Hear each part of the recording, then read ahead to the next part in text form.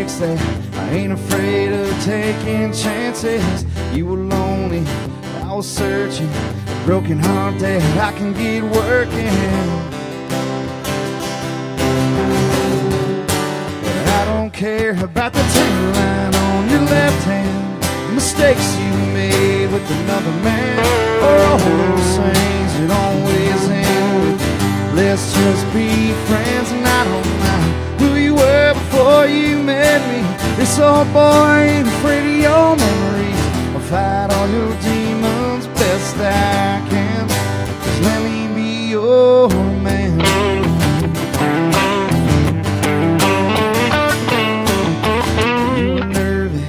I get that. Never had a man love you like that. Being honest, I ain't perfect, but I know damn well when it's worth it. A broken hearted, still beating, just praying for you to believe me. Oh baby, believe me. I don't care about the tan line on your left hand, mistakes you made with another man, or all those things that always end with it. Let's just be friends. And I don't mind who you were before you met me. This old boy ain't afraid of your memories. I'll fight all your demons the best I can. Just let me be your boy.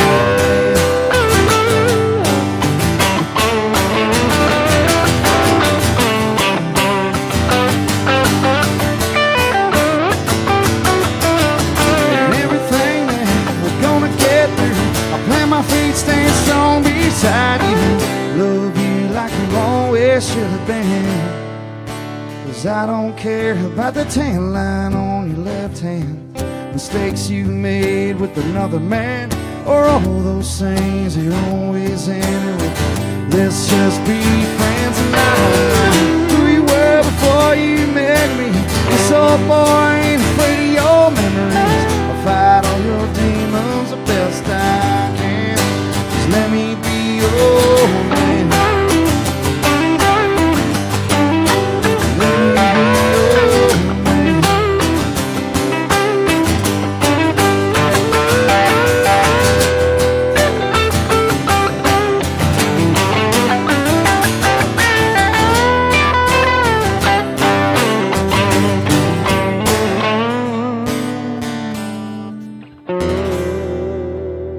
What's going on, everybody? Nice. This is Isaac. I'm here at the shack with the Jason Fletcher, a gentleman that I just met like 5-10 minutes ago, and my good friend Rushin Steele, all the way from Lott, Texas. I haven't seen him in a while, so I've been eager to get him back in here. Great storyteller, and I know he has some stories to tell. And also, I wanted to dedicate this episode to one of my heroes that just passed yesterday, Glenn Campbell. As you can tell, there's a picture up there, or you can't tell right now. But anyway, he's one of my heroes for many reasons. When I first started playing guitar, I was raised in the country. I loved rock, but I also loved country. And that guy was right in the middle. Something about when I very first started hearing about Glenn Campbell, his voice, what can I say? He was just different than most country singers. He was an actual vocalist. There are guys that are singers, but that dude was a vocalist. And then when I started figuring out that dude was playing all that guitar stuff, instant hero of mine, what can I say? So this is for Glenn Campbell. Surely there's some Glenn Campbell fans in here besides myself. How about you, Rush? Oh, definitely. Dude, what can I say, dude? I mean, that dude was, he was the first, I think, country rock dude. But he was like a rock star, but he kept it country. These cats nowadays aren't doing that. They're keeping it rock and roll and country. He kept it country. Go ahead. Him, Roy Clark, and Jerry Reed. Oh, yes. Like for guitar stuff. For sure. Back in the day. Yes. Roy Clark, Glenn Campbell, and Jerry Reed. And they always kept it country. Yeah. You know what I'm saying? A lot of these and cats. They had an edge to them. You know yes, what I mean? Oh, for sure. That's for what sure. I liked about those guys. They always had the edge a little bit. But I never learned one of Glenn Campbell's songs because everything I've ever seen him do, he always played like a 12-string. That's right. Like, the ovation. Yeah, that big rounded back ovation, man. For sure, dude. I started becoming a fan. Of course, Rhinestone Cowboy. Of course, I was a little kid. That tune was, I think it was even crossed over to pop radio because it was just that big of a tune. Of course, later on, I started hearing, Country Boy and Gone, Gone, Gone and all that stuff like that. Now, did he write Gentle on My Mind? Man, I don't know. I don't know. But what a great song I've seen him also. perform it. What a great, but I wasn't sure if he wrote it. But I'm pretty sure that those guitar pieces were not written that way. He made them that way. Because he was a guitarist extraordinaire. Started off with the, he was a studio guy. That's right. In California, wasn't he? That's exactly right. And then, of course, played with the Beach Boys a little bit. Did all the Rick Nelson stuff. Man, what can I say about that cat? And then I remember him also back in the 70s, him wearing like the fur coat and big chops, hanging out with Tanya Tucker, just sinning every weekend. But what can I say? He lived the rock and roll lifestyle as a country musician, but, he was definitely a trendsetter. So, and of course, we found out he passed yesterday. I knew the time was coming because I'd been keeping up with him. Like I said, he's a hero of mine. Me keeping up with him, found out he had Alzheimer's. Yeah, did you see that documentary? I did. I have not, but I'm going to watch it. It's a good documentary. I didn't watch it for a couple of reasons. One, because I'd been keeping up with him, and for me it was sad. And even yesterday, I was, what can I say? I'm one of those dudes that really didn't show any emotion at all. But yesterday, I did get a little emotional. Just for it hit because it was something that. I damn near grew up with his music. Well, I did grow up with his music. Well, dude, for the last 2 years, I've been numb. David Bowie, Prince, Glenn Frey, Merle Haggard, for Chris sure. Cornell, hell, even the dude from Linkin Park. I mean, there's been a lot of dudes Chester, yes. And Merle Haggard. Yes. I mean, you get numb. That's been a rough 2 I years. know it. Yeah. Speaking of Merle Haggard and not Earl Campbell, Glenn Campbell. Earl Campbell's awesome. Earl Campbell was awesome. Glenn Campbell, him and even George Jones. Those guys were legends for many reasons, but at the same time, dude, those guys, even like, Willie's going to pass sometime. So I don't know when, but what I'm trying to say, these guys they toured till they just cannot tour anymore. Mm-hmm. I mean, most cats, once they get around 50, they're calling it a day or they're going to spend the rest of their life at Branson. These guys, they hit the road. Well, Glenn Campbell couldn't even hardly remember his family's name, but when he'd get up on stage, he could play the songs because that was something he had done so exactly. And what was even crazy on top of that guitar playing was still way just above most guitar players. Yeah. And he didn't need any tube screamers or nothing. It was straight up guitar and amp. You know what I'm talking about? Anyway, like I said, this is an episode dedicated to my boy Glenn Campbell, who passed yesterday. Rest in peace. And what can I say? One of my heroes. Anyway, how about you, bro? I know you're a young gentleman. You're a young gentleman. I got some grays coming in, so it's happening. Were you ever a Glenn Campbell fan ever, or did you even know who he was? I know you're a little bit younger than us. Yeah, I knew who he was. I definitely didn't grow up with him as much as you guys did. I'm not calling you old or anything. Right. Well, of course, I'm 46, so I'm old. I'm old. No, he's definitely probably one of the first shredders I ever kind of thought about in like a different kind of way. You think shredder, you think like Steve Vai or something. But right. You get somebody like him, and that was talent, like you said. No two screamers, and exactly distortion up to 12. Because I've heard Steve Vai play without a tube screamer, and it's not nothing nice. I mean, like it sounds like the kid at Guitar Center. Exactly. This cat, he just had a single coil on top of that, not even humbuckers. Yeah. And just wow, I even checked, just like I said yesterday, I got a little emotional. Checked out. I mean, I just went through all the Glenn Campbell catalog, and I checked it out. Checked out his live stuff, and that dude was already older and just still same thing as always. Like we was talking about, just clean guitar and just ripping it up, ripping it up. A lot of these cats nowadays, even though they have tellies, those tellies are a little bit dirty and they got a compressor behind it. This cat just had a cord and a cable. On top of that, like I was talking about earlier, there's singers out there that are great singers, but that dude was a vocalist. And I think that was because he played guitar so well, he knew what it took to hit those notes. He played them with his guitar. Well, on guitar players, you always like guys who have their style. Right.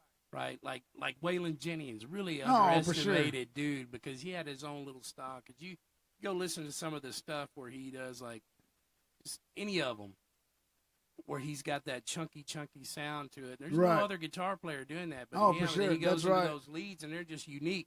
Glenn Campbell was that way, where he would throw those unique sounds in there. And That's why I liked him and Waylon and Roy Clark. Because Roy Clark could just, they were fast, crazy, but they had style too. For sure. Jerry Reed had his little, man, yes. So all those guys were like really just underestimated when you go to, for sure. You got guitar players nowadays, they're like, oh, Steve Vai and all this other shit. I remember Roy Clark, of course, everybody remembers him. As a teenage boy, I couldn't wait to see them Hee Haw Girls. Why not? I'll tell you, my favorite thing on Roy Clark, there's a video on YouTube where he's on The Odd Show. Right. Or The Odd Couple or whatever it was. Oh, yes, where the two guys were, I can't remember their names. Yeah, but he does a cameo on this show, and he starts playing. He's like, I mean, this rhythm, man, is just insane. I know it. The speed of the rhythm that he's doing it, and the way he's doing it, he's coming back and all this shit. It's like nobody touches Roy I know Clark, it. You got that right, That bro. is the end of story. And I love Glenn Campbell. Right. But as far as rhythm goes, oh yes, I hear you. Nobody could touch Roy Clark. I agree with you, and bro. Roy Clark is still alive. I found that out the other day because I thought he'd been dead for years. I told my dad, I said, it's kind of a shame all those dudes are gone and stuff like Roy Clark. And my dad's like, Roy Clark's still alive. Yeah, he's still alive. Holy shit. Yeah, and think about that. Like we're talking about, I said, mentioned Hee Haw, dude. Think about that, dude. We took it for granted as kids, but dude, that was Roy Clark and Buck Owens hosting that show. Yeah. Dude, I mean, what the hell? Of course, now there's not a lot of youngins that really know a lot about Buck Owens, but what can I say? That dude was the voice for the Bakersfield Sound. He was Dwight Yoakam before Dwight That's Yoakam. right. You got that right. Who all did you grow up listening to, bro? Oh, man. Well, I was born in the 80s, but late 80s. So I got you. I was a teenager in the 80s, so I enjoyed the 80s. I still got underwear from the 80s. Oh, man. I mean, that was the heyday of, like, the Garth Brooks movement. Oh, got you. For sure. And a lot of the Alan Jackson and George Strait stuff like that. Yes. And it was a weird time because you heard country music, like when I was in high school in the early 2000s, you heard country kind of shift from, the soccer mom-ish Rascal Flatts stuff to, right. Kind of going a different way. And it's weird how it's changed a lot in the last 10, 15 years. What are you listening to right now? Is it top 40 country or is it Texas country or whatever? Because really Texas country isn't even Texas country anymore. It kind of is, but it kind of isn't. There's some guys out there that keep it real, but there's a lot of guys that don't keep it real. And what can I say? I just, as a songwriter, I really do think that sounds very bad, but there's a lot of guys that just know how to hit a G chord, and I'm writing songs. You know what I'm saying? But who do you listen to right now? Oh man, I'm listening to a whole bunch of people. I'm listening to some of the old Gary Allan stuff still. Listen to a lot of like Eric Church's first record. It's one of my favorites. Right. Listen to like a lot of some of the Whiskey Myers stuff, a little bit of older stuff. Do you consider them, as everybody calls them, do you consider them Southern rock? Man, see, I don't know because neither do I don't. But go ahead. Like when I think more Southern rock, I think more like Blackberry Smoke kind of thing. Damn, yes. But man, it's weird. I feel like everybody just wants to rush and put things in containers. Like you're this and you're this and you're that, and people go, "Well, what do you play?" And it's like I don't know. I just write songs that I like and I go play them. That's what I'm talking about. For whatever sure. you want to call it. But now it's so like, well, you're this and you're this and. Yeah, they categorize you for sure, and I see a lot of that. I'm originally from Chicago. Oh wow, I never would have thought that. Yeah, so I say I'm a born again Texan. Like I saw the light. There you go. And I was washed clean in Whataburger spicy ketchup. So what were you listening to? When did you make the move, and what were you listening to over there? So I moved about over 4 years ago. Listening there, it was more of like the.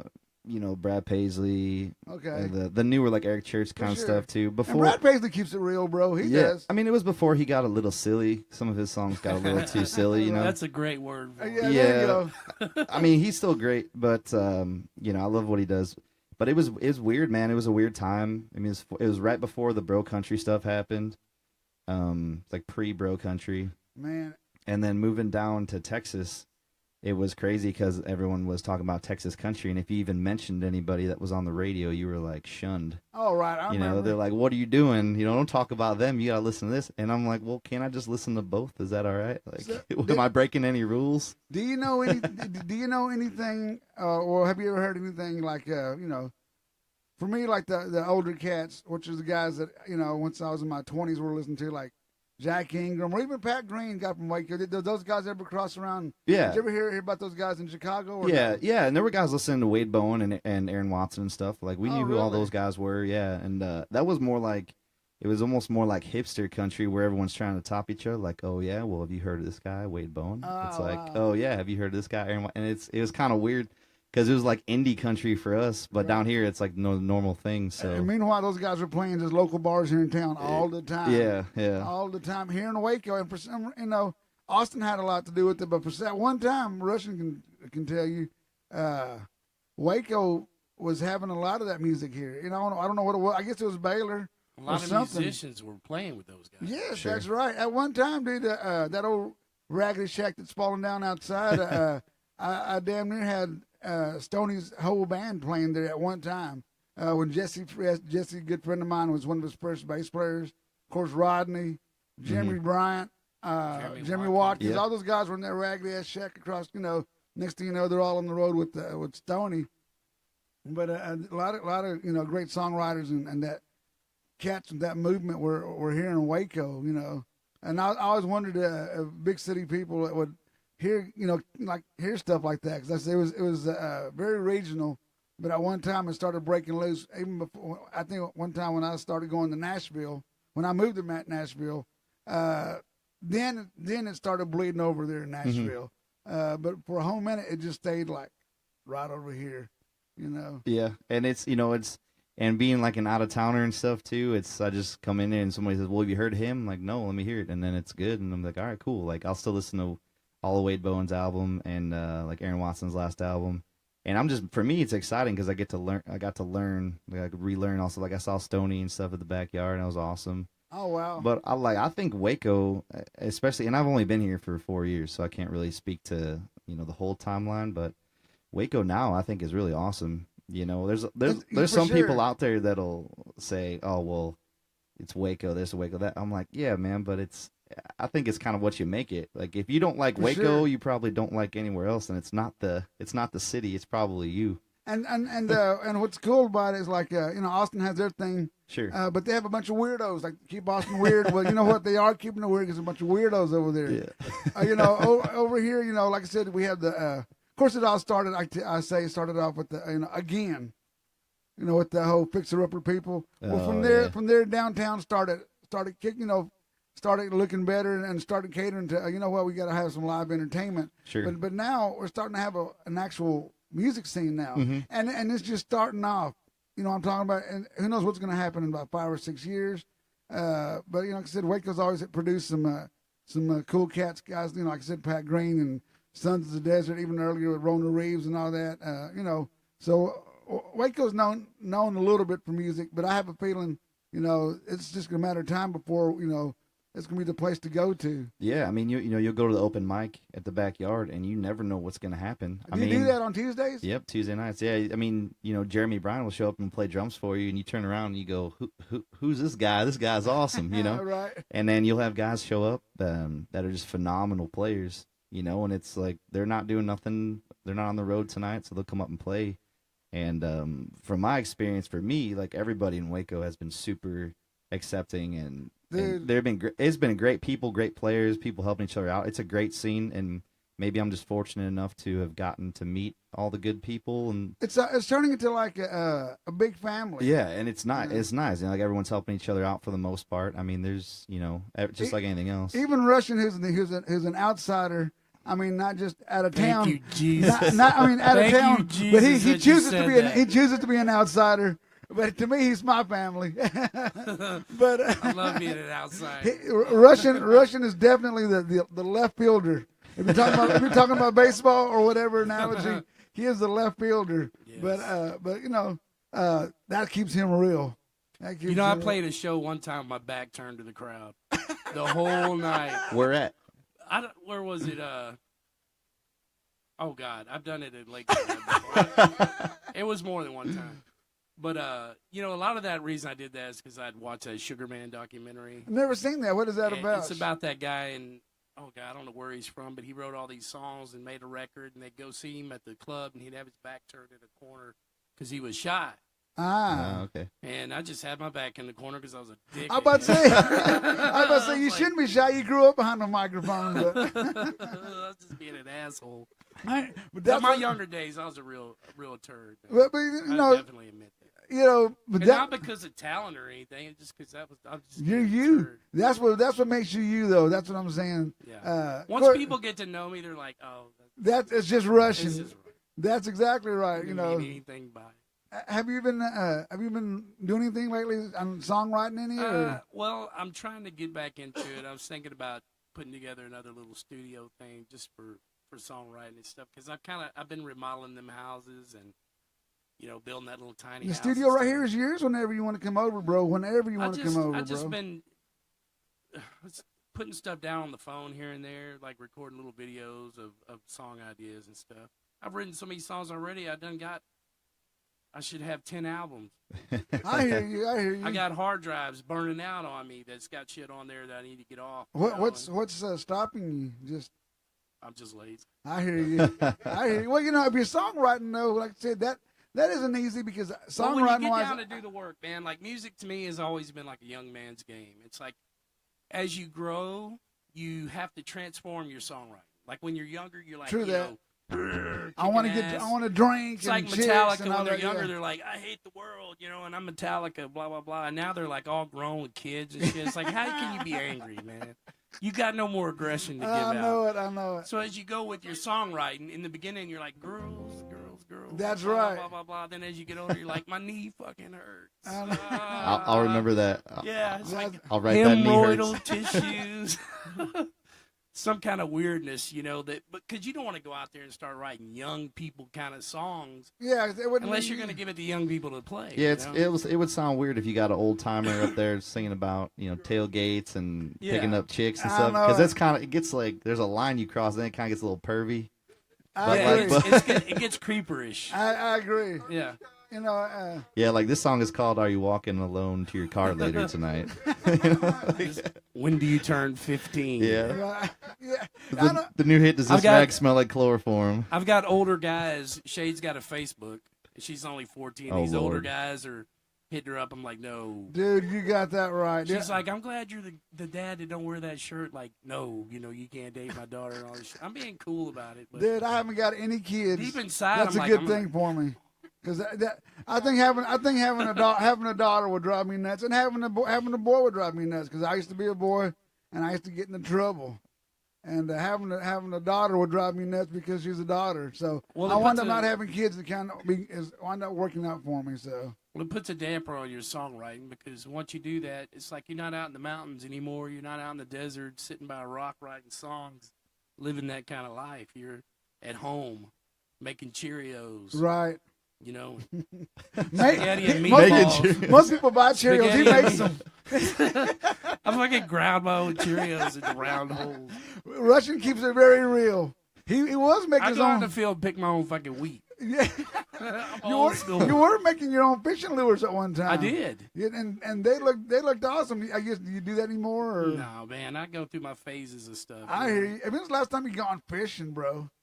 It's been a while. Shay was just talking about that earlier. She's like, Dad, I want to go fishing. My boyfriend's going to come out and go fishing. I'm boyfriend? Like, that's a perfect time for an accident to happen. Right? Yeah. Fishing accidents happen all the time. We're on the dam and he slipped. Do bass bite boyfriends? Gizzards? I'm one of those. Try the boyfriend. I told him not to lean over the dam, and he went. This fucking paddle come out of nowhere. Are there any songs you completed that you do every now and then at the house? Well, there's one that I've been working on. I might have played it. Hell, I don't know. It's been several weeks since I played it. I might have played it here one time. I don't know. It's been a while since I've been here. Let's do one. Whatever you're feeling, whether it's a new or old, but I want to hear a Rushin tune. Like this is probably the newest one I've worked on that I've actually finished. Right. Somewhat. But haven't performed yet. Yeah. Yeah. I think I have played. So you are performing Shit, still. I'll write them that day and perform them that night. Dude, that's what I'm talking. Dude, Yeah. Fresh. Yeah, it's I love Rushin's one of my guys that I love about him. That he puts the songs to work. Man, that's what I'm talking about. You spend about. that time writing them, even if you only took the length of the song to write it, you remember it. for some reason. I hear you. Because it's such work that You're remember right. it. You know what? I can't remember anything. I can't remember what I had for breakfast. But if I'm writing a song, and I literally write it down, as opposed to like, okay, sing it on the phone. If I write it down, I know it. I don't know what it is. I guess because you're putting the work in. Well, like here lately, I've been struggling with trying to come up with new ideas, like because you get tired of being in that same pattern and stuff. And over the years, when I go back and listen to some of my songs, there's a mixture of chords and changes and different things. I like that I did that, because I have a hard time going back and listening to some of my stuff that I haven't played, wondering what the hell did I play. So that's always good. So I'm always looking for that. I heard one time that the Beatles took a bus all the way across town because they knew a dude that knew a B7 chord. Wow. You don't have the internet, and all yeah, this that's stuff. true. You can't YouTube it. You can't YouTube it or look it up. So they, so I think, man, chords are important. For sure. And all that stuff, but like mixing it up, doing different things, and sure, those little weird ideas.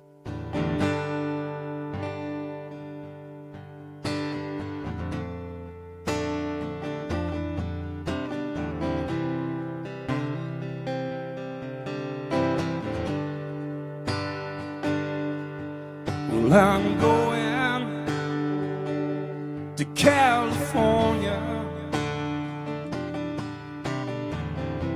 San Francisco by the name. I'm gonna find me a woman, a soft-spoken woman,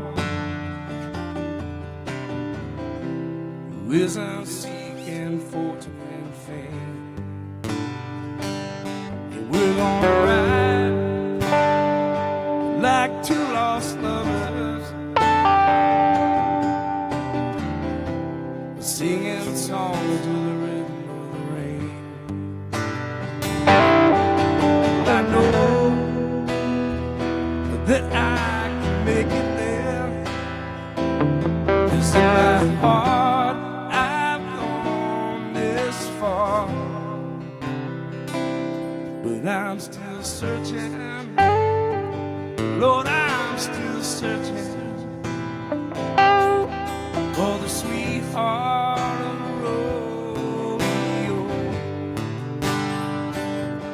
I'm still searching, Lord, I'm still searching for the sweetheart of the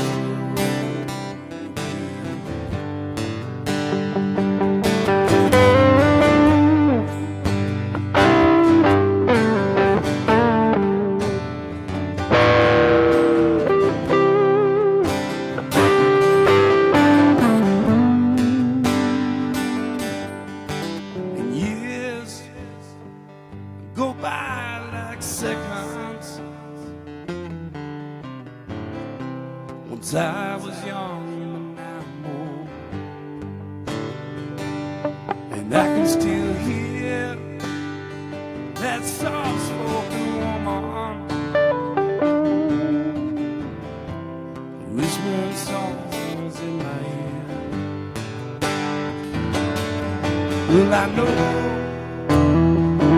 that I can make it there, 'cause in my heart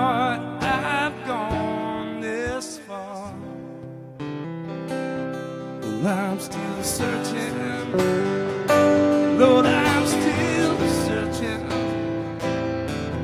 for the sweetheart of the rodeo. Yeah, I'm still searching, Lord, I'm still searching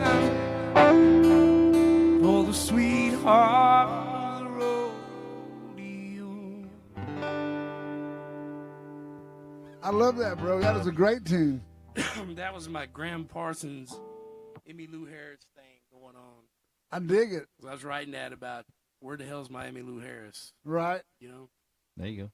Who are you listening to right now? Joy Wave, Royal Blood. Dude, hey, those guys rock. You know what?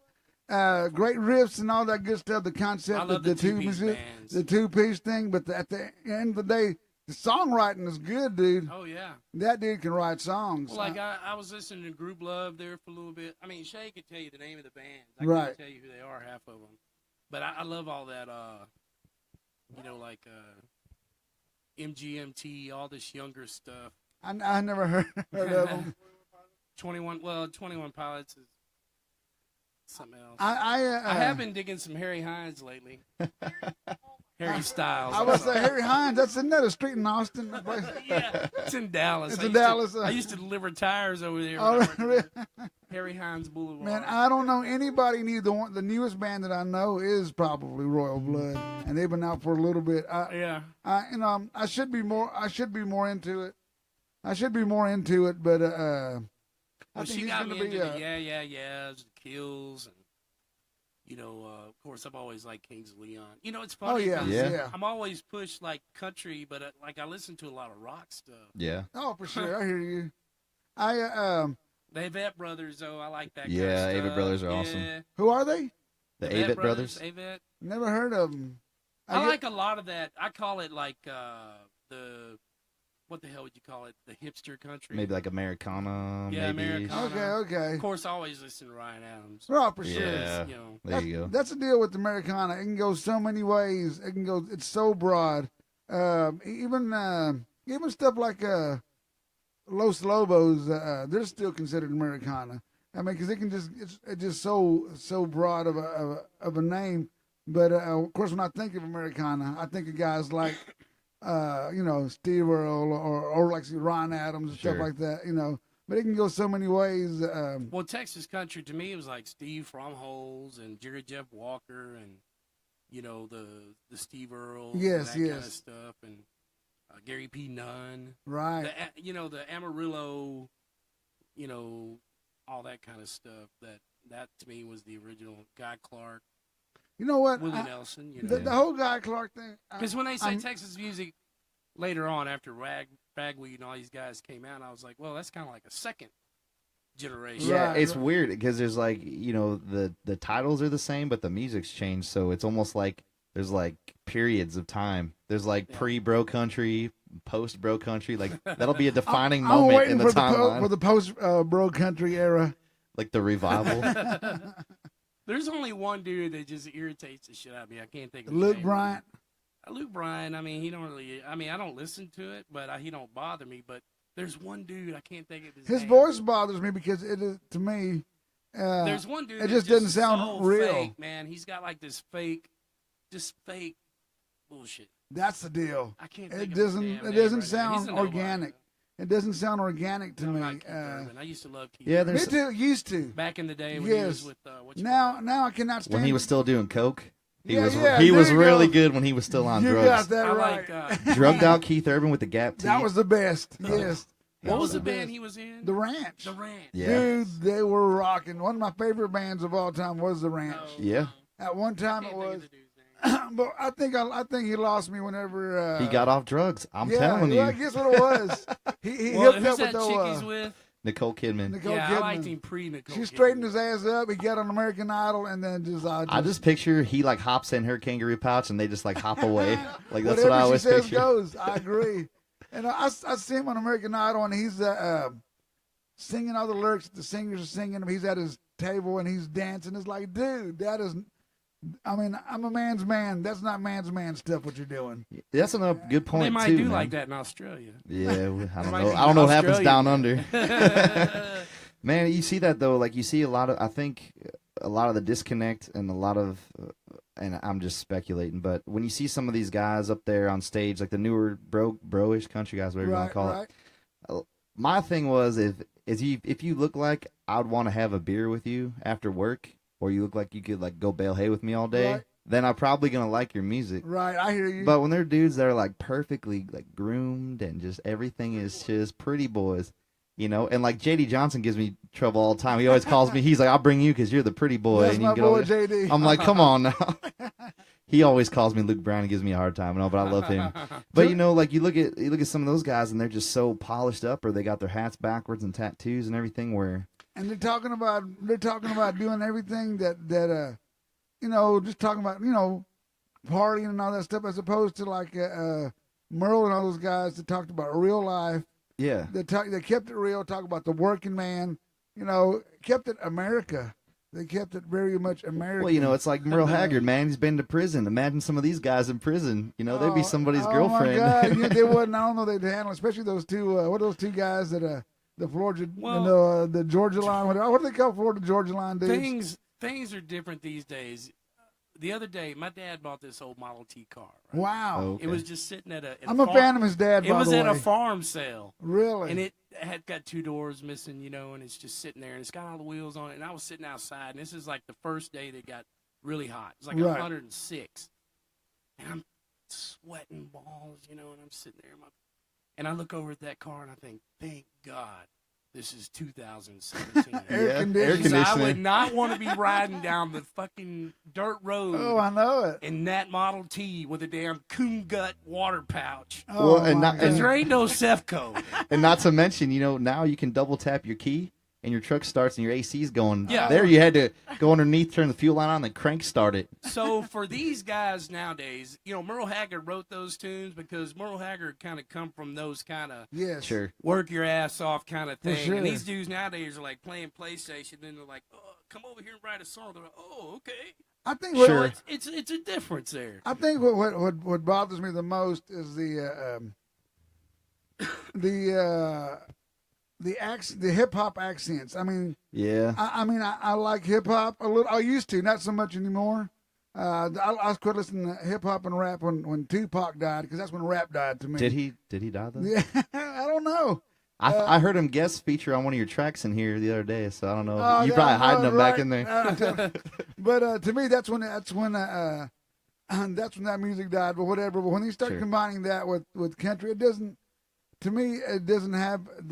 It shouldn't be in the same ballpark. Man, and with the songwriting stuff too, it's like, as long as you're being honest and you're writing what you know, I'm not going to fault you for that. It's like, if that's what you know how to do, then you know how to do it. But some of those guys, like you see guys singing songs about kicking your ass, and they're like 5'3", Yeah, and you go and you think to yourself, come on now. Over the years, I've learned to cut the slack. It's like, I don't want to be my old man. Be like, he was listening to shit like whatever the hell it was back in the 50s. I like the Platters and all that kind of stuff. And I'm a huge Temptations fan. The Doors. I like the Doors and all this stuff. Yeah. And he would say, the newer stuff, like back in my day, it would be like Poison. And that was really bad. Oh, God, yeah. They all look like girls, And Yes. my dad come in there and be like, what the are you listening I to? agree. Are That's those devil's girls music. or guys? That's a devil's music. So we're become like our fathers a little bit, to where it's like, this, well, she don't like it. Right. She's 14. She don't like that kind of stuff. But 16, 17-year-old girls who their moms like it, they like it. And people cater to that because that's kind of what they like. And I can't say don't give them that. I hear you. Right. No, for sure. Because the guy that I'm not gay, but I mean the women or guys that I'm reaching out to for my music is like people who listen to songs for like just the neatness of it, to be like unlike that stuff. Right. Unlike they're grabbing a beer and gonna go party, they're sitting there, they're like, my life sucks.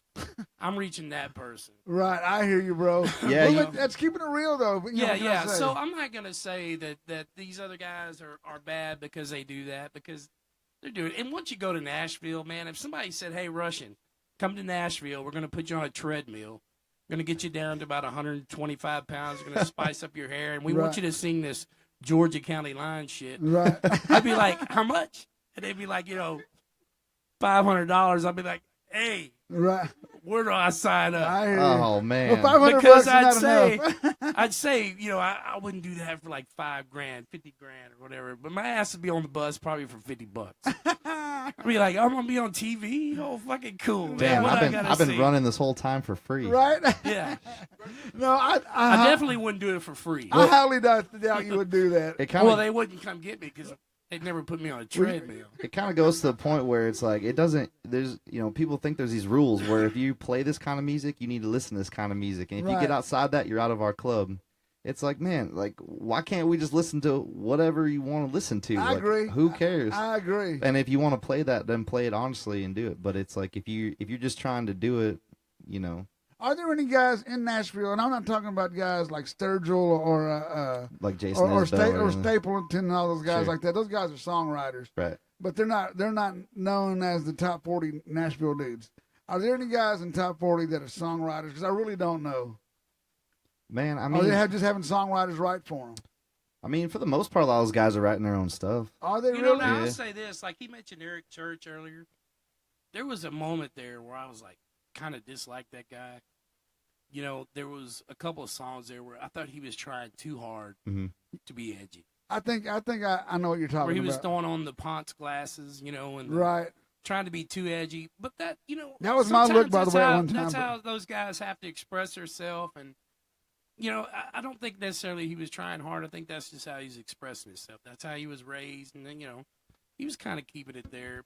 And he had some decent songs, and there were several of them that had decent songs. But then there's some that are just. But I think the guys like Sturgill and Stapleton and all these guys. Now there's a flip side to this too, because these guys, they know everybody thinks they're serious songwriters. Right. So now they're playing that card. Mm-hmm. Right. There's always a hustle, like Glenn Campbell says, man. It's a hustle. It's It's the Hustle's name the of name of the game. But, yes. So you got Stapleton there, and I'm like, well, I'm this, you know, and Sturgill, I'm this, and Jason Isbell and all these guys are this and that now. You know, they're too fucking good for this other shit, you know? So there's a catch-22 to it, too, man. I hear you. Yeah, I think there's good music there, too, like you're saying. If it was just music, just let the music play. Right. I hear you. Music play. That was my jam back in the day. Let's hear it. Speaking as of long music, as it ain't disco, I'm good with it. I hear you. Hey, you know what? Speaking of disco, though, you know what? We'll just do it real quick. The Bee Gees rocked it and great songwriters. I love Let's Bee do Gees. one, Jason. You ain't lying. They were great, bro. Great. And those falsettos, the whole album falsetto, Jesus, try that. They also wrote Islands in the Stream. Barry Gibb did. Oh, really? So he could do country, too. He could. He could. Man, this is a song I wrote. This song is it's kind of just about, like, you know, there's different things that'll kind of help you get through stuff. Some are good, some are bad. I hear you. But this is probably an older one that I wrote about 4 or 5 years ago. So this was in the Chicago days. Yeah, I was actually living in Iowa at the time. Okay. It's like Illinois, just. Are you wanted by the police? Doing all this moving Not around. that I know. You don't have a badge or anything, do you? No. Okay, then no. Yeah, I remember real quick touring Chicago, and we had a keyboard player, and he was from Chicago, and he took me on the pizza tour over there. Yeah, that changed my life. A deep dish, dude. That's the first time I had a deep dish. Yeah, changed my life. I only had That's one. What she said. And there was one of them I can't think what I started. It may have been Giovanni. I don't know what it was called, but they had Geno's. Geno's. Is that the one that has the square pizzas or the big deep dish? Because this one it wasn't square, it was round, but there was cutting squares. There's Giordano's, there's Geno's, there's Lou Malnati's. I don't know about all that, but anyway, it was great. It was great stuff. Let's do one, Jason. I know it. This song is called Jack Daniels and Jesus. There you go. Or Tequila y Jesus. That one's for Noe. Based on a true-ish story. Got you. All of them are.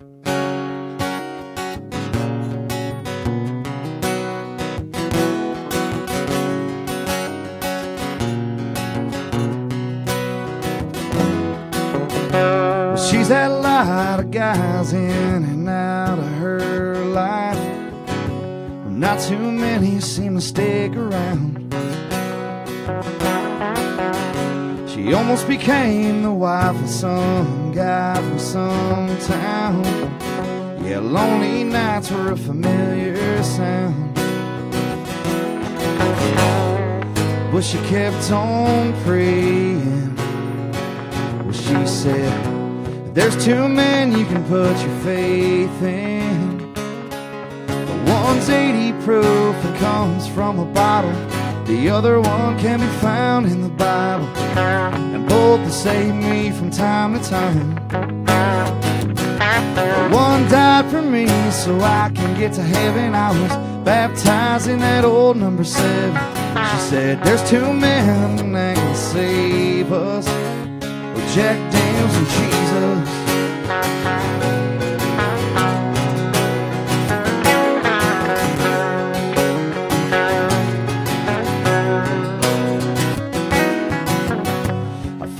myself in some dive down south. A Texas girl and I went around for round. She drank my ass clean under the table and said, in the morning, boy, if you're able, I'll save you a seat at the church down the road. Yeah, she's had her heart broken, but in her life she still trusts two men. One's 80 proof and comes from a bottle. The other one can be found in the Bible. Both will save me from time to time. One died for me so I can get to heaven. I was baptized in that old number 7.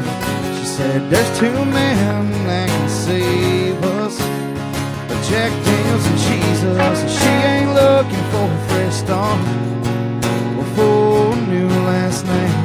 Well, she's got Jesus in her heart and whiskey in her veins.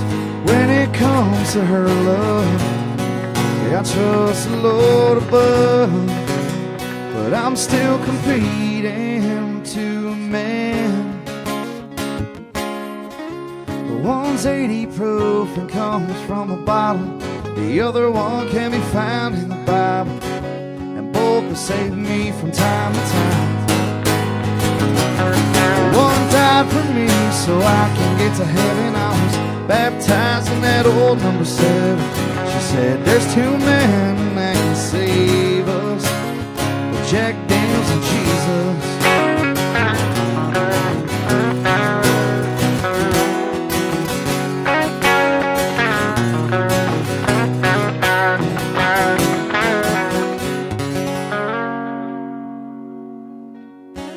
That's a cool tune, bro. Thanks, man. I dig that, and I was listening to the lyrics at the same time, bro. That's good stuff, bro. Oh, thanks, man.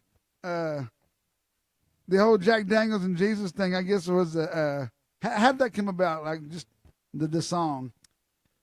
Oh man, you know, I was walking to my Jeep one day after class, and I was thinking about, you know, the old number 7 and then heaven thing, and then you know all the ideas just kind of pop in your head weird. And then I was like, man, I hope I don't.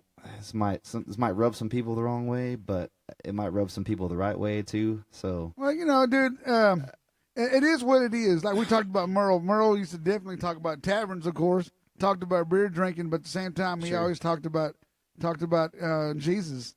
Sure. That's just being real. Yeah, I know. You know, I know plenty of good people that go out on Friday night, go out on Saturday night, and they're church Sunday morning, and that's right. You know, like that's I always took offense when people are like, oh, you shouldn't meet your future husband at the bar. They're bad people, and I'm like, man, but I'm at the bar, and like I don't think I'm that bad of a dude, and you know, it's like, come on, man, I don't know, people are real judgmental about it. And it depends what kind of bars. If it's a bar, a bar is like to where you're like, oh, am I gonna get a gay bar?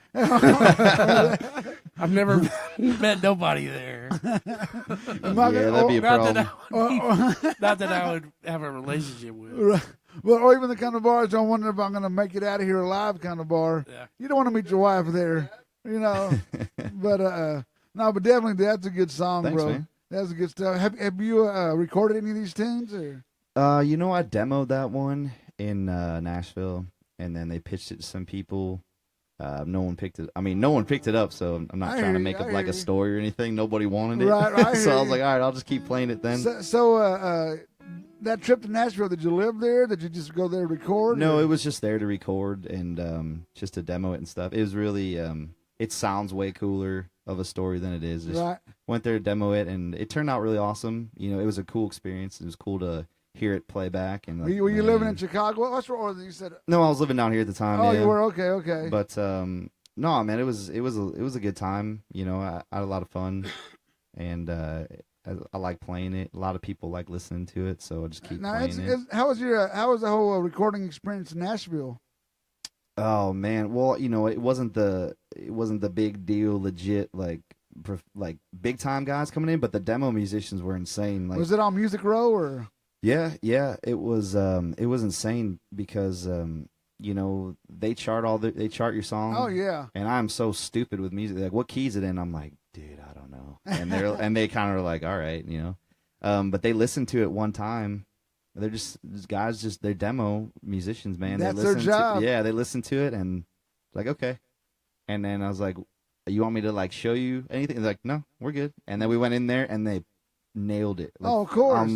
It was insane. Like, it was watching like robots, dude. It was awesome, man. Exactly, dude. And they are robots. Yeah, it was. They're I was machines. I was impressed, man. I mean, I was like, holy crap, this is awesome. And it's like a song that you made, and these dudes are doing it, and it was. I don't care if anybody ever picks it up. That experience alone, just for sure. I'm sitting in a little vocal booth, and I'm just like, oh my god, this is awesome. Did you? Were you surprised? What Music Row was when you got there? I mean, this is probably still like maybe 3-4 years ago. Yeah, because you know what I'm trying to say is like you know, when people think of Music Row, it's like, oh, you know, I can't wait to go record Music Row. When you get there, it's in just a neighborhood. Only all those houses are recording studios. Yep. You know, that's you know, a lot of the big stuff has been done in those houses. But you walk inside of there, and of course they got like SSL consoles in there. Yeah, it's like going to a guy's backyard and he's got a little shed in the back, and you're like, what's this gonna be like? And then you walk in and it's this. Right. And it's awesome. I appreciate it, bro. I appreciate it. You know. No, it was awesome, and you know, it's not. I don't like to do name dropping stuff, and I don't like to be like, oh, you know, look at this, whatever, because it really wasn't. It was really like somebody doing me a favor and trying to help me out, which I really appreciated. You got to do that though, bro. Yeah, it was, man. I was so grateful for it. I got it now forever. So at the minimum, I can show my kids or grandkids for sure, or whatever. You know, like, you know, not trying to get deep, but you know, our time here on earth is very short. Yeah. Live it and love it. What can I say? My old man, he was fortunate enough to live 85 years. But those 85 years, bro, he loved life, you know. And I'm noticing myself as I get older, I'm doing even more work, but now the work I'm doing is stuff that I love, you know. And it took 2 heart attacks to do that. It's like, you know what? I got to start living life and love, because first I was working so hard. I was doing it for the money, and I put myself in situations where, like, even like I said, I was a road musician, and I did love that, but at some time I was taking gigs that were not really what I wanted to do, but it paid well. Sure. And I did it, and I don't regret anything. I'm glad I did it. I played, you know, even played music that wasn't what I wanted to do. I loved the music, like playing Tejano. At the time, it paid very well, and I did it, and I don't regret that. But what I'm trying to say, but now that I'm older, I'm doing what I want to do. Sure. And things like that. What you just did, man, like you said, just the experience alone, bam, that's what I'm talking about. You got to do that. Yeah. You got to do what you love. Like I said, you know, we're not going to be here forever.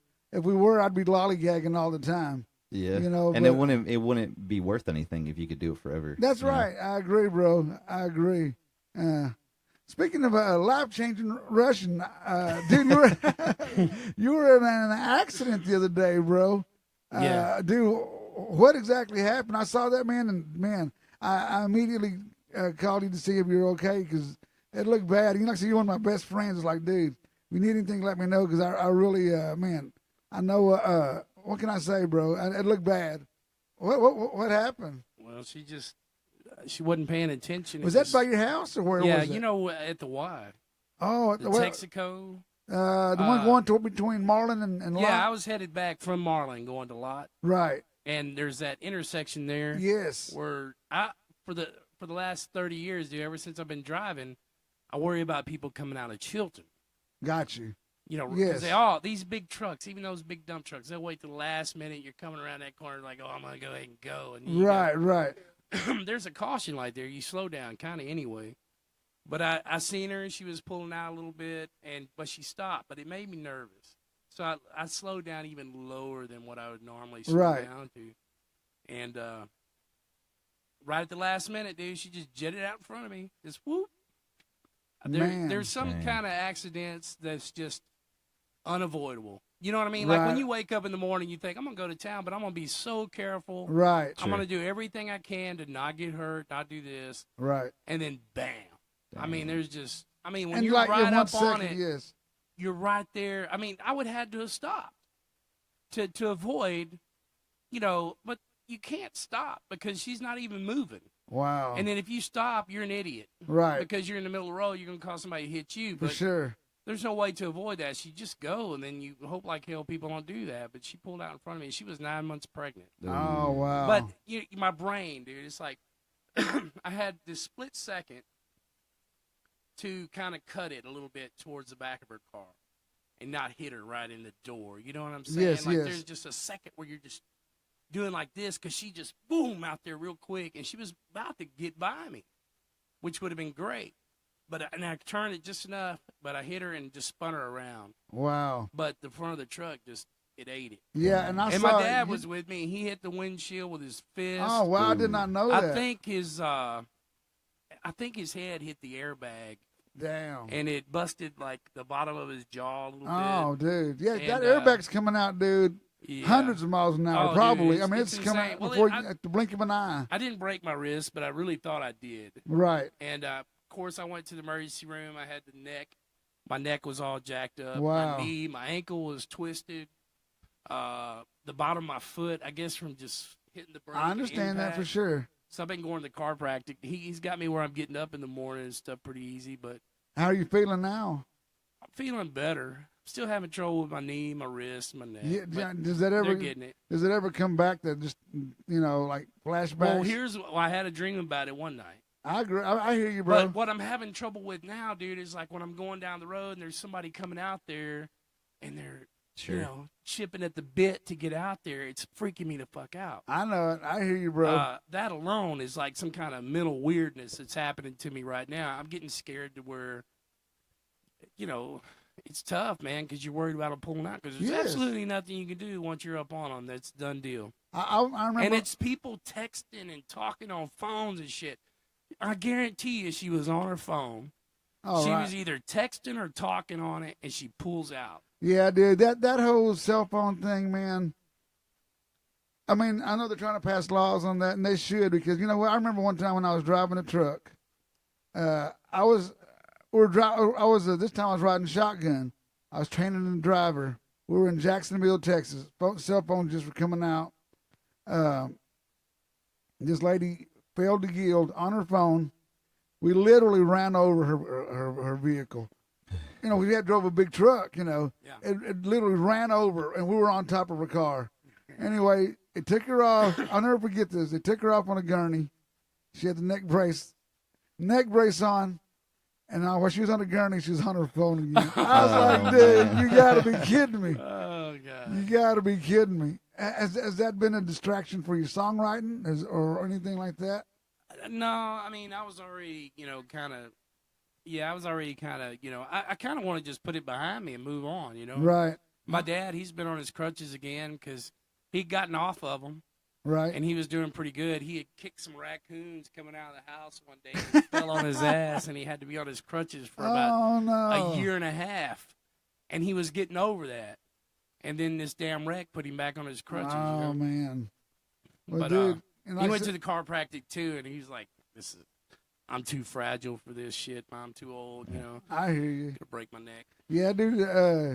Your dad's something else. Dude, your dad, I remember him hitting the road with y'all dudes back in the day, back in the Hog Leg Ellis days. What can I say? I've been a fan of Cotton since I've known him.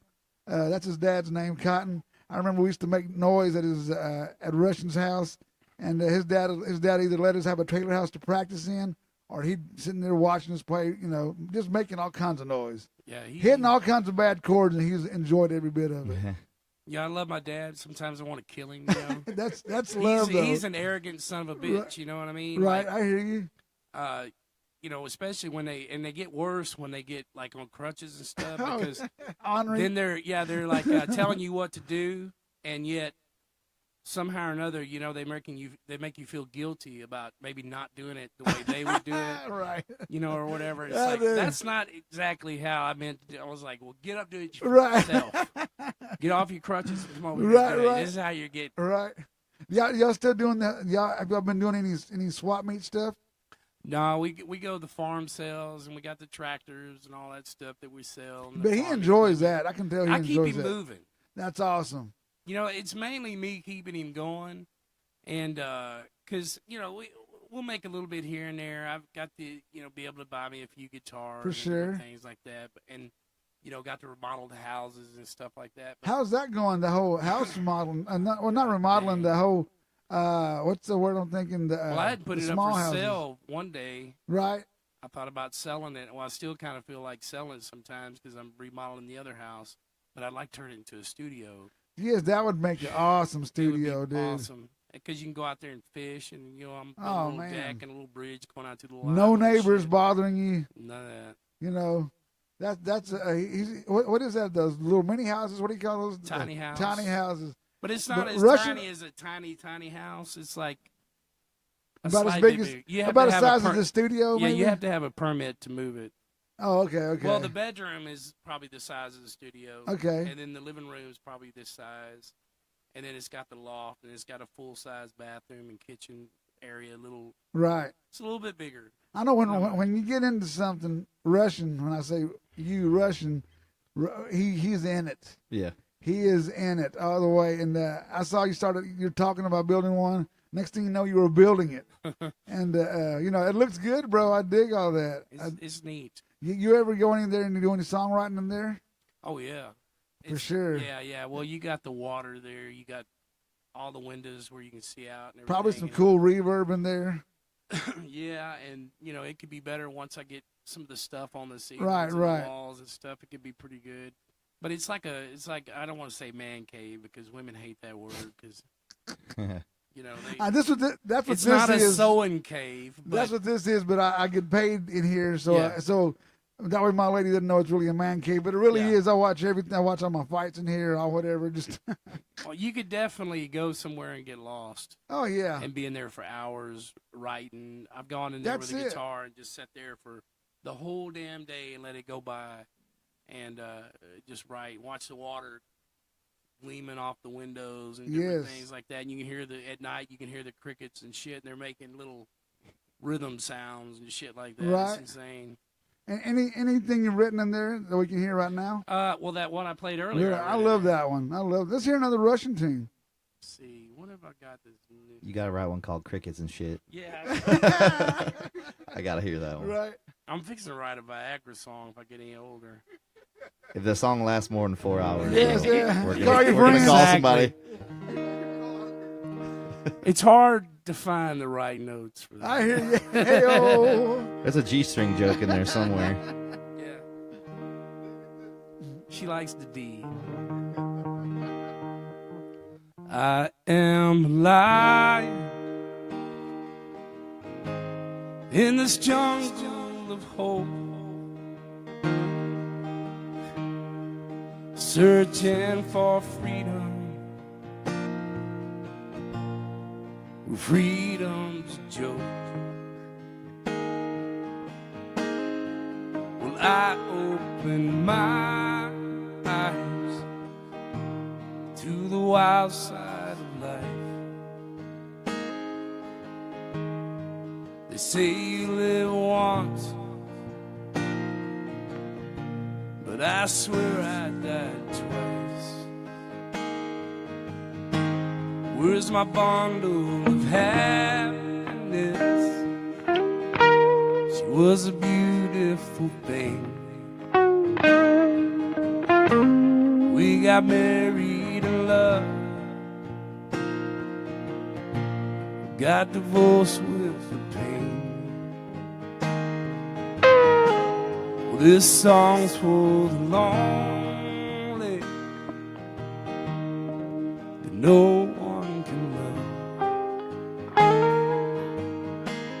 We got lost out in Egypt on our alien bus a million years ago.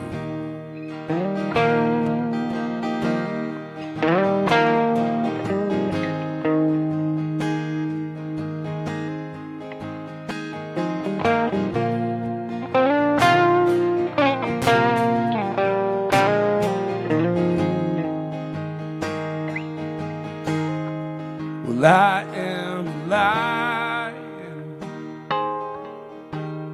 this city of tears. But I am the king. I show you no fear. Well, I show you no fear.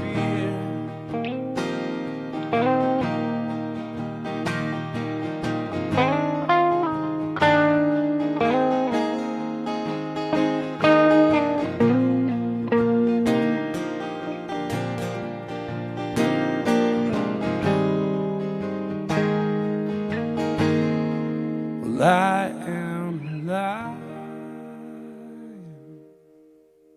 I dig that, bro. That is good stuff. I got to hear that on tape. Well, digital tape. You got to record that. Digital tape. You got to record that, bro. All of that stuff. Like I said, dude, this studio's, you know, for you whenever you want to, bro. You know, you always got this for free whenever you want to, you know. Yeah, I need to do some stuff. Yeah, for sure. Or even you can even just come in here in one day and knock it out, or we can just, you know, take our time and or whatever, bro. But yeah, you gotta. I've always had an idea for like, you know, I went through my phase where back in the Hog Leg Ellis stuff where, you know, me and Sammy, you know, we rocked it out. I went with electric guitar, right. Stuff. Even before then, when we all played in the band together, it was all rocking out. And then I went through my weird folky phase where I was like wanting mandolins and weird shit like that. Nothing wrong with that though, bro. Putting delay pedals on, you know, fiddles and shit, and just making it weird. But it's art. That's what I'm saying, bro. Art, dude. But I think somewhere along that way, I lost some of my friends musically because I backed it away so far. Now, I gained other friends, you know, like me and Wes, we have a great thing for folky music. Right. You know, and but I still got the other stuff in me. I just, you know, I still got those Hog Leg Ellis days and songs that never got put to rest. Well, if you just do the same thing over and over again, like we're talking about Metallica, you know, one thing about Metallica, what people right now, people are expecting Metallica of old. Yeah. And I understand, I mean, me being a big fan, yeah, you do want to hear that. But at the same time, those guys are songwriting. You have to evolve.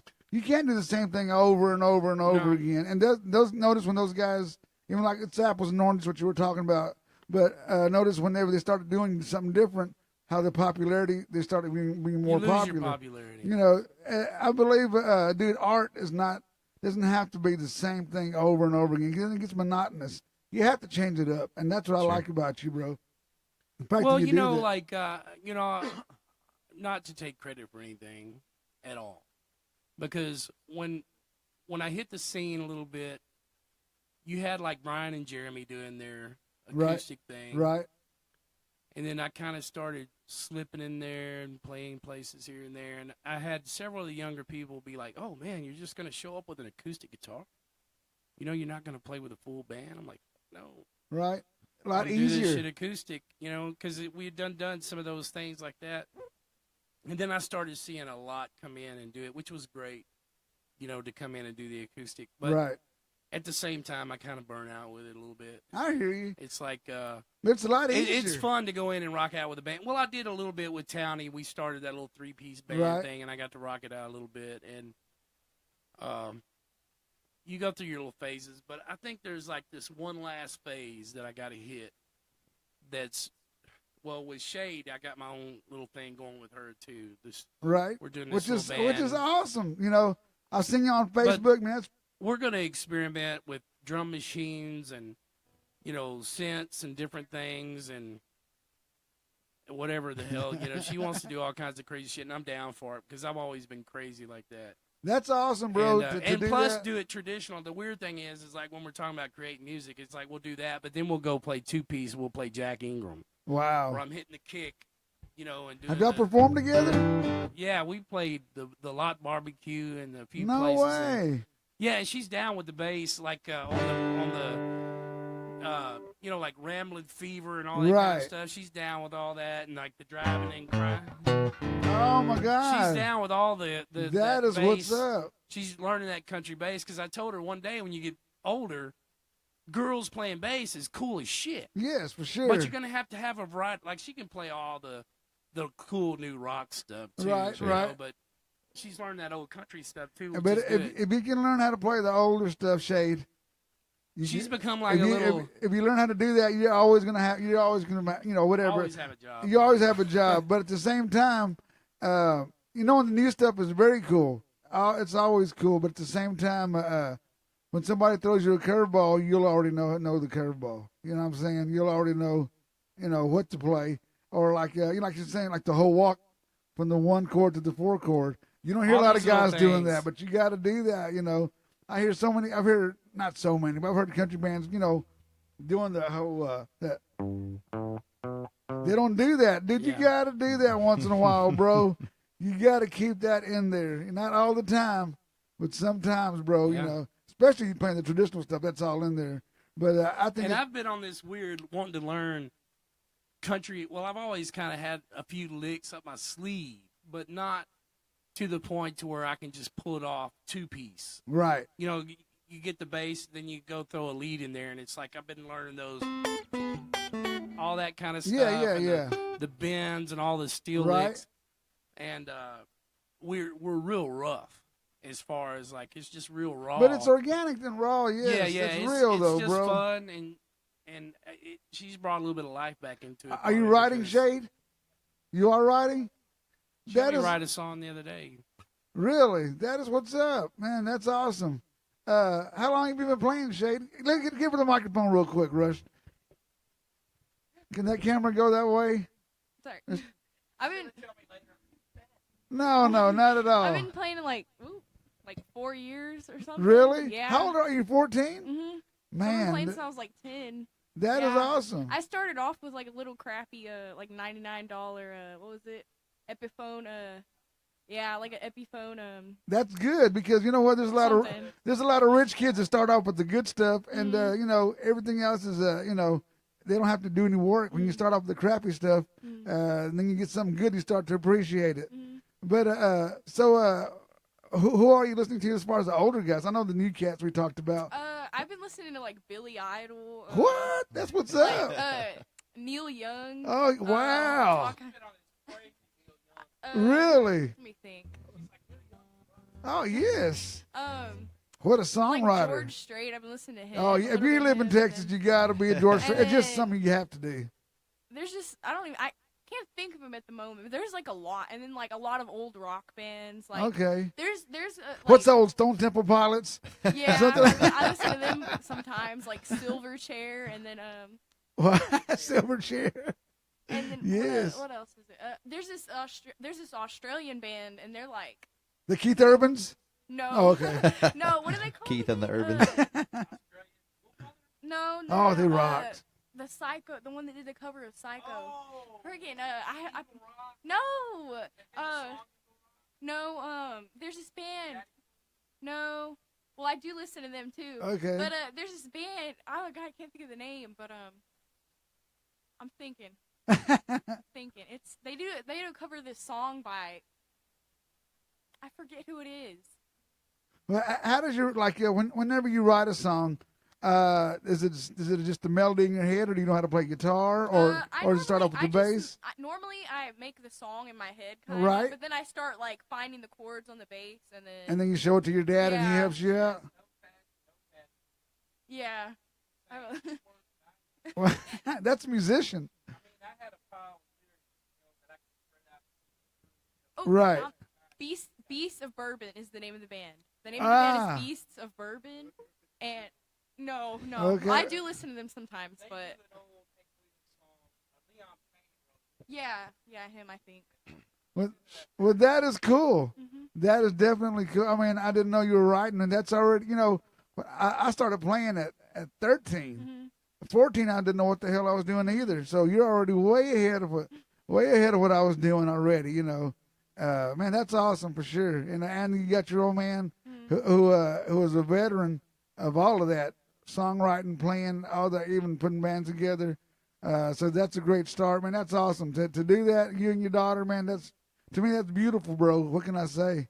I mean, not a lot of people can do that. Not a lot of kids hang out with their old man. Well, that's cool, girl. I'm telling you. And you got the cool name, Shade Steele. I mean, come on. She can credit me for that. Let's do one, Jason. I want to do another Jason tune and another Rushin tune, and we'll call it a day. All right. All right. What is this right here? The song? Yes. This is a song that I it was back when you can kind of smoke inside and stuff. Right. And it was kind of the idea that you're just playing for beer. Right. But you're getting the secondhand smoke, so the smoke is free. Right. So I made a joke to one guy. I'm like, man, we're playing for beer and free smoke, but it's pretty awesome at the same time. So that's what it's called.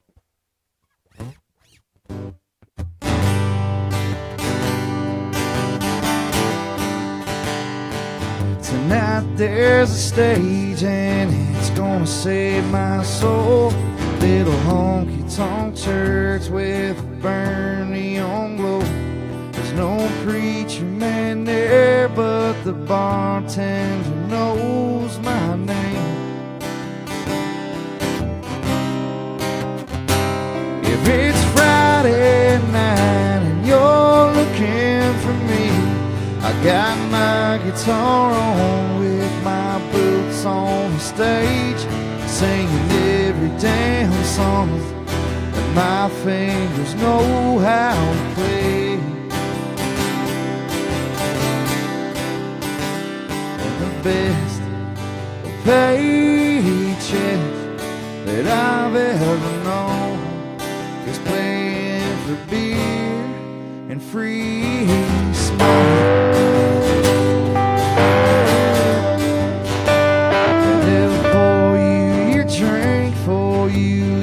Sit down. Everyone knows you, you know everyone around. Six-string therapy, I wouldn't want to be anywhere else. If it's Friday night and you're looking for me, I got my guitar on with my boots on the stage, singing every damn song that my fingers know how to play. And the best paycheck that I've ever known is playing for beer and free smoke.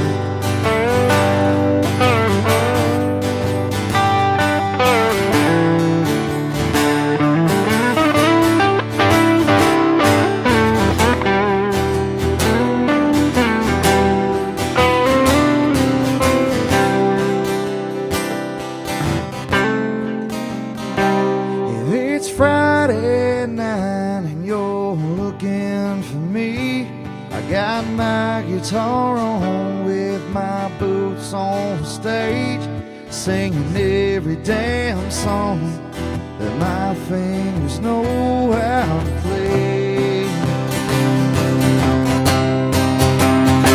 And the girls are two-stepping while the drunks sing along. The whole bar comes together for a 3-minute song, and I'm singing away everything that ever felt wrong. And the best paycheck that I've ever known is playing for beer and free smoke.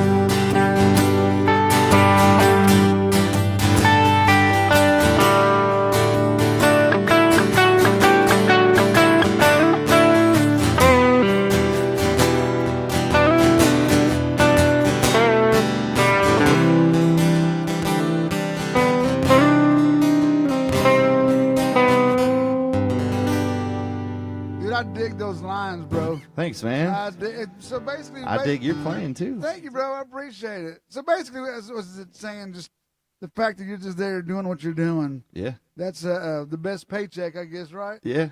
You know, I hear you, bro, for sure. You know, there's been times where you have crappy gigs, you have great gigs, but sometimes you're just glad just being there, living in the moment. Yeah. And some of the best gigs I had were not a lot of folks were there, but you're just feeling it. Man, some of the best times ever, man. Going to like that open mic at the backyard. Yeah. And I'll bring my Strat and my Telly, and I'll bring my 40-watt Fender, too loud for my apartment amp. I hear you.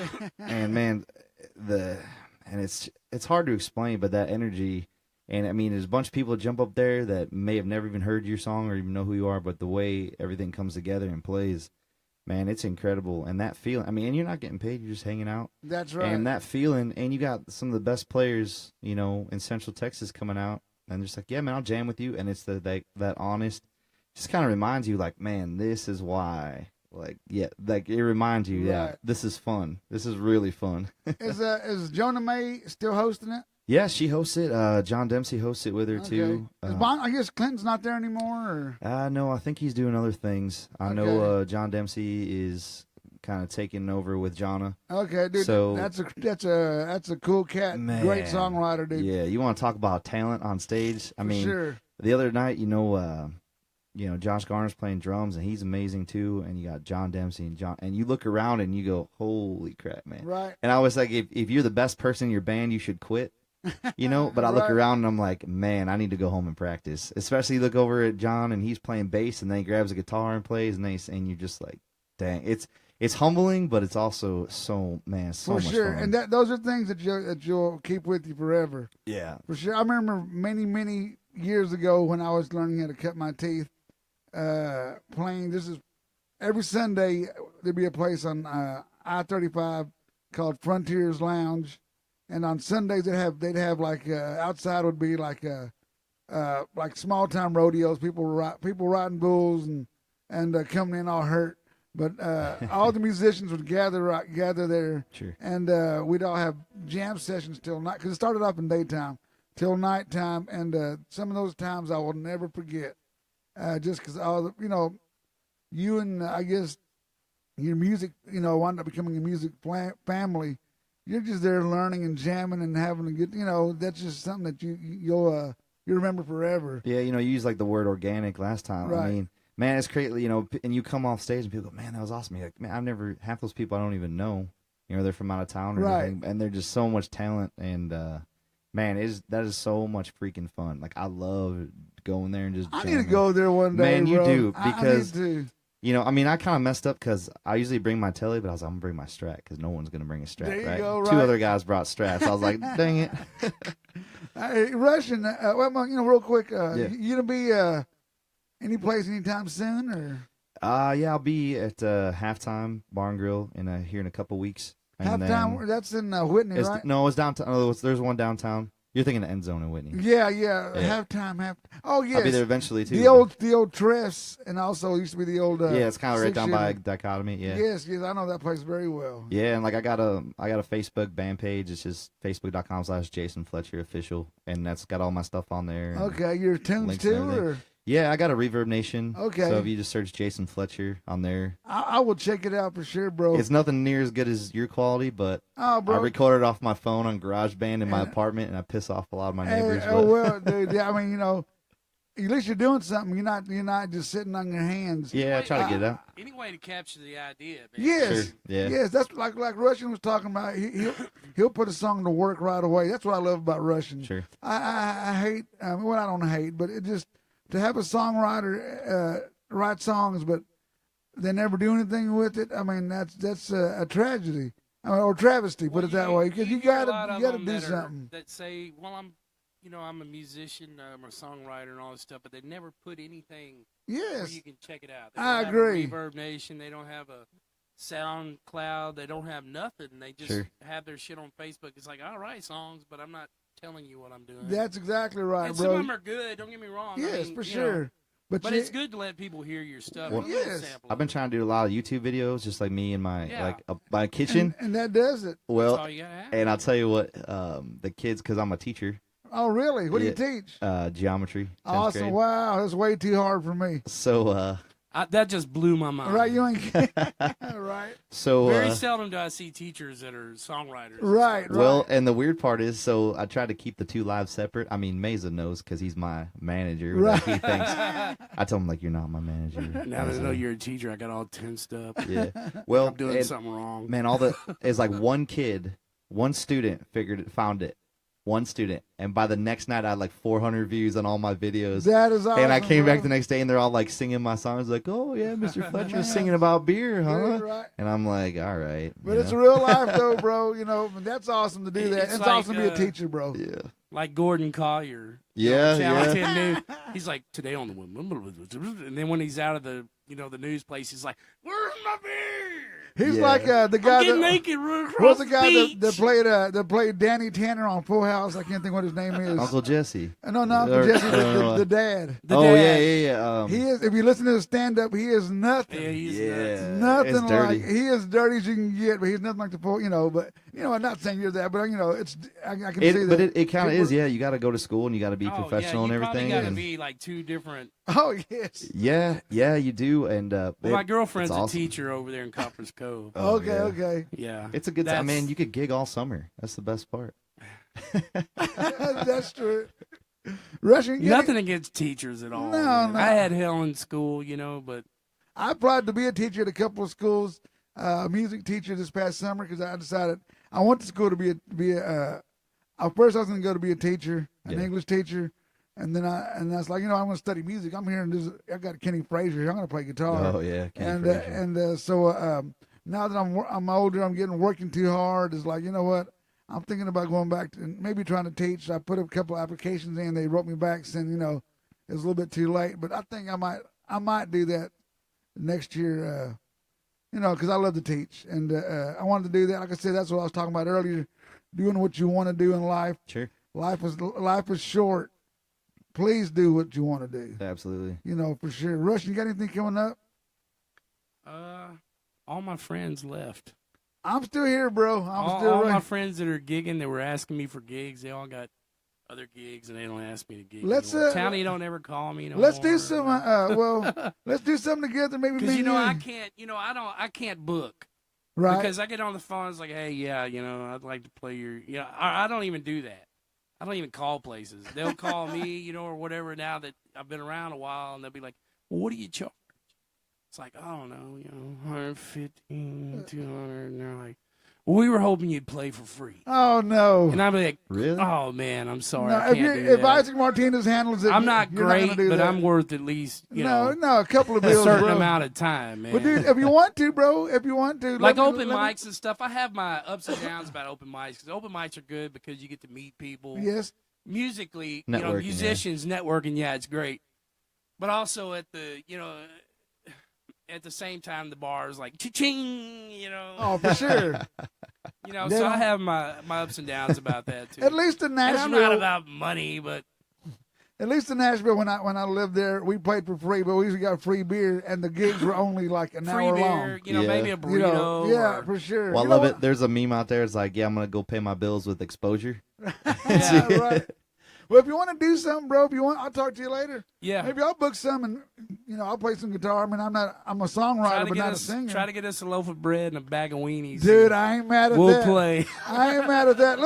Let's do one rush and take it home. Whatever you're feeling. Oh my God. Whatever you're feeling. I don't even know.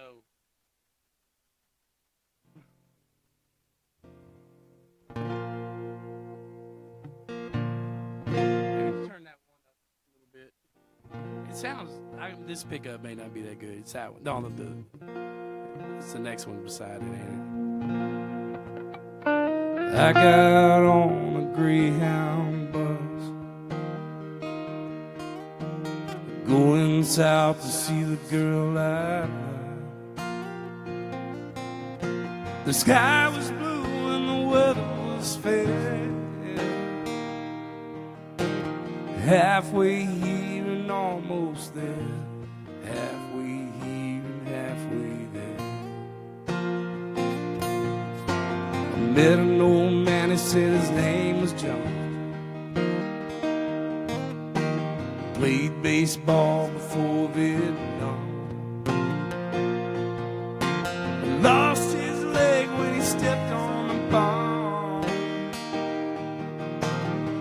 lost his woman when he come back home. Lost his woman when he come back home. Yeah, the sky was blue and the weather was fair. Halfway here and almost there. Halfway here and halfway there. I met a black man who played guitar. Said he made a living strumming chords. They buried his mama down in San Antonio. Sending her to Jesus with an old love song. Sending her to heaven with an old love song. Yeah, and the sky was blue and the weather was fair. I was halfway here and almost there. Halfway here and halfway there. You will lag out off the Greyhound bus. She wasn't there to pick me up. She wasn't there to pick me up. The sky was blue and the weather was fair. Halfway here and halfway there. Halfway here and halfway there. Yeah, so I got back on the Greyhound bus. Going back to the place I was. Going back to the place I was. And the sky was blue and the weather was fair. Halfway here and almost there. Halfway here and halfway there. Dude, I've never heard that one before, bro. That is a cool tune, bro. I got 300 tunes somewhere. Bro, both of you guys rocked it today, bro. Both of you guys rocked it today. Thanks for having me. Man, Appreciate it. Thank you for doing this, bro. Yeah. And I love songwriters. Like this whole podcast thing I do is for anything creative. I have different things on here, but mainly based on songwriting and showing the talent we have here in Central Texas, because we do have talent, bro. And you two guys are proof of it.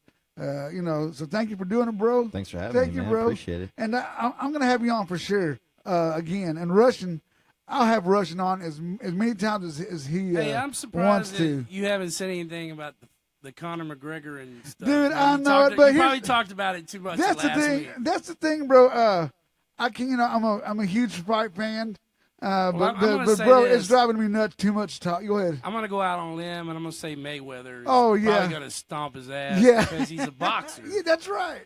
That's right. But McGregor, I hope people don't put a black and white thing to it. McGregor's an asshole.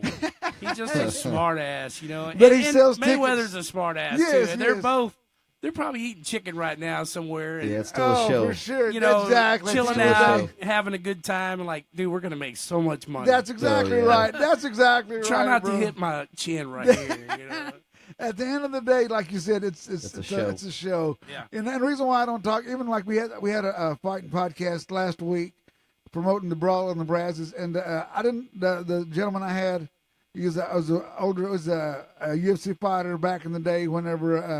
When there were open weight classes, and he brought up the fight. I didn't want to bring it up because there's just so much talk about it. Sure. And man, it's like enough already. Fight. Yeah. And it was my fault included because I was talking about it so much. But then again, so was sports media. So what can I say? But like I said, it's like the next thing to Trump. Right.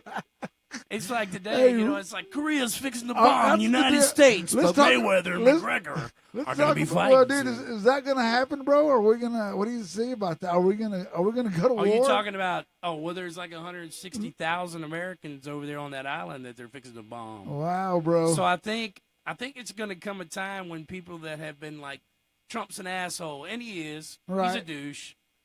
He's an actor. He's a businessman, all this stuff. He's got president on his bucket list now. But he's probably going to go in there and be like, you know what?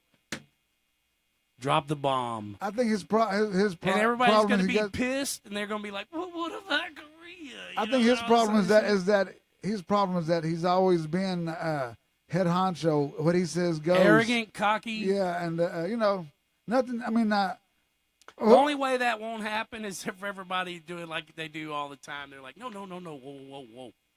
Man, I'm gonna be pissed as hell. Like the bell's gonna ring, the fight's gonna start, and it's gonna cut to breaking news. I'm like, damn it.